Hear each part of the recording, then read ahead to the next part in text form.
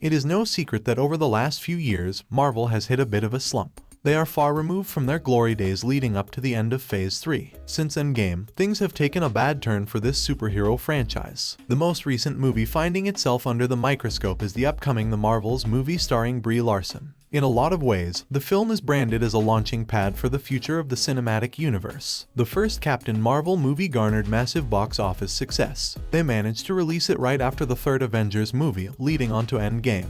Disney was very smart with the marketing of the movie and sold it as a must-watch to Avengers fans. The strategy paid off perfectly as Captain Marvel grossed well over $1 billion. Although the box office success of this film cannot be denied, public opinion on the movie was very split. Many felt that the movie was average at best. To make matters worse, public sentiment regarding the star was even worse. Brie Larson made quite a few controversial statements about the fan base that did not sit too well with many. To make matters worse, the criticism levied against her was simply dismissed as toxic fans hating women, and thus the divide became even larger. Irrespective of where you fall with this debate, the end result was very clear. There are a lot of people who do not like Brie Larson, and it can have a very negative effect at the box office. The sequel to Captain Marvel, simply called The Marvels, will feature a very strong supporting cast as well. Iman Vellani will be reprising her role as Miss Marvel, and she will be accompanied by Teyonah Parris. Miss Marvel was first introduced to us in the latest Doctor Strange movie. Since then she has received her very own Disney Plus show. Sadly, this series was also not received very well by fans. All of this brings us back to The Marvels, which has now officially been delayed by Disney. Although slated to have been released in July, it will now be pushed back to early November. Original reports suggested that the film was pushed back due to post-production work that needed to be done. Delaying a movie is nothing new. In fact, it can actually drastically improve the quality. This is one of the reasons why most people did not think too much when the announcement was made by Disney. Since then, it has been revealed that the reason for the delay is actually far worse than most would have expected.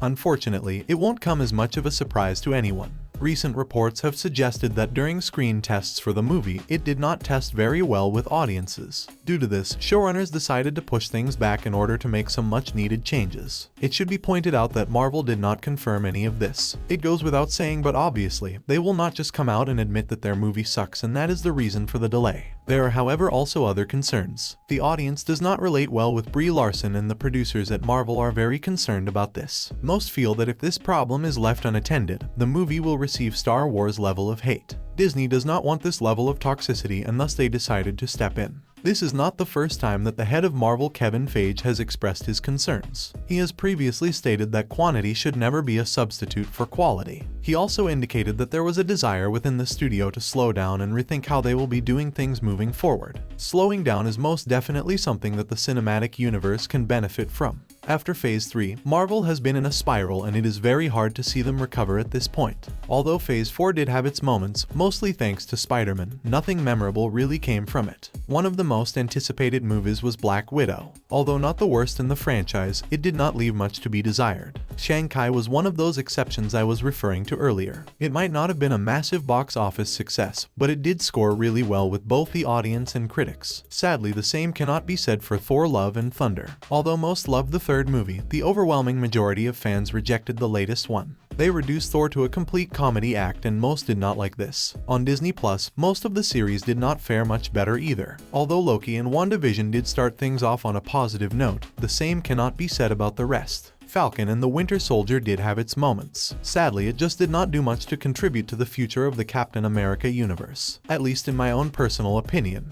You are welcome to disagree with that. To the credit of Hawkeye, this show was much better than some of the other shows on the list. She-Hulk probably garnered the most hate. From the start, fans did not like the idea. Most felt that the show was bashing the fanbase. To make matters worse, showrunners and actors all thought that it would be a good idea to say a bunch of stupid things to the people they expect to support them. As with Brie Larson and Captain Marvel, this did not go over well with anyone. Fans were already uneasy over She-Hulk, as they felt that Hulk was being put down in order to raise his female counterpart. The bashing of the fans was the final nail. Sadly, moving forward, it does not seem like things are set to get better anytime soon. The new faces of Marvel are already taking shape, and right now there is still much to be desired. Granted, the fanbase was very spoiled with the first crop of talent. Having Robert Downey Jr., Chris Evans, and Chris Hemsworth under one banner is no small feat. These actors, along with their other co-stars such as Scarlett Johansson, made this universe into what it is today. They left a massive mark on this universe, and it was always going to be hard to fill those shoes. Unlike DC, where we have had multiple Batmans and multiple Supermans, with Marvel, many of these heroes were first of their kind.